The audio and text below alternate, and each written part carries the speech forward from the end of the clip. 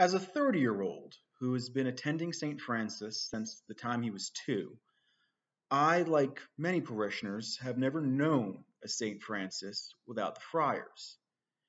And like many parishioners, they've had an impact on my life in one way or another. But I'd say the biggest impact they've had on me is through their storytelling. St. Francis has been blessed to have some particularly gifted storytellers deliver homilies to us every weekend. One of the earliest storytellers I remember is then Brother Jim. I was only 3 or 4 years old. It's 1993, 1994, and I'm in the ECLC program. But I vividly remember Brother Jim coming by every day to tell us a story. It was from him who I remember learning about the story of St. Francis and the Wolf.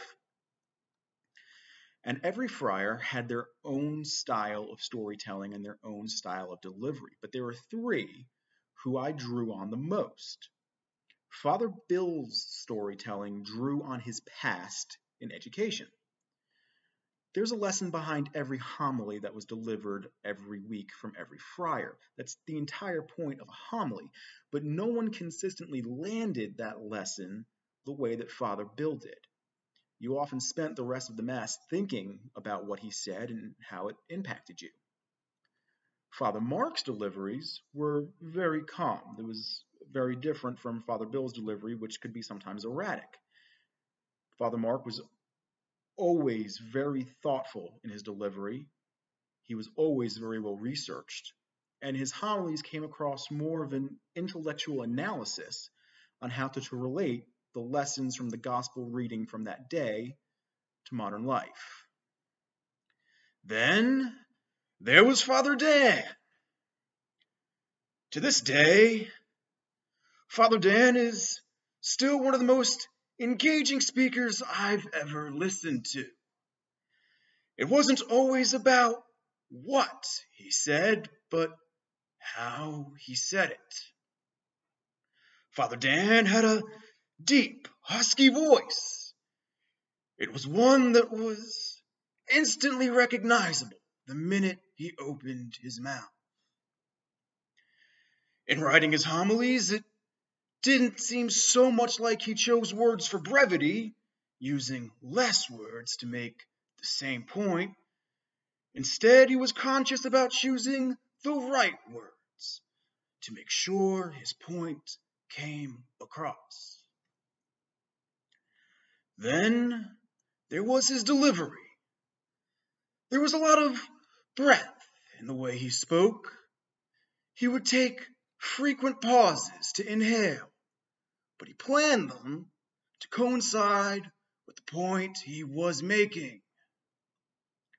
When he was coming to the apex of his homily, he would get loud. His shoulders would move back, his chest out. It was clear he was speaking from his diaphragm. And just as quickly as his voice rose, he would come back down to a normal speaking voice, finishing the arc of his story to drive his point home. Now, why do all three of these storytellers matter to me? I grew up to be a journalist, the local television news producer right here in the Triangle. Storytelling is what I do for a living to provide for my wife, my son, and myself. When I write stories, I always think about how I can make them land to my viewer the way that Father Bill's homilies always landed for me. I think about how I can make them relate to my viewer, the way that Father Mark was always able to relate the gospel reading to what was happening in life. And I think a lot about how these stories should be delivered, the same way that Father Dan always somehow had the perfect delivery for the story that he was telling. Even since I've left journalism and I'm now in public relations, I'm still telling stories. And I think about these three things to make sure that I'm telling the story the best way for my clients.